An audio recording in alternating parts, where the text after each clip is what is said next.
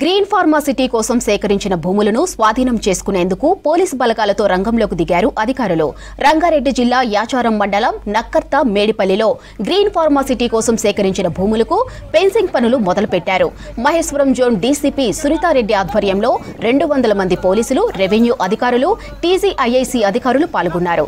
మొత్తం 19,000 ఎకరాల భూమి సేకరించగా రోజుకు 500 ఎకరాల చొప్పున సర్వే చేయనున్నారు అధికారులు. మరోవైపు కోర్టు ఆర్డర్లో ఉన్న భూములను సర్వే చేసేందుకు వీల్లేదంటూ అధికారులను అడ్డుకున్నారు రైతులు.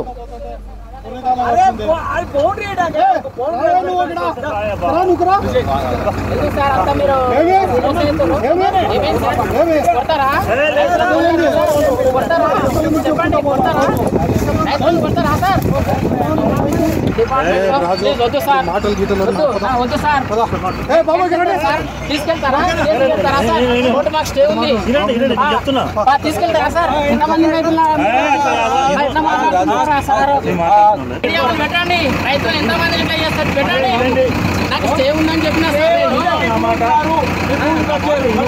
చెప్పండి.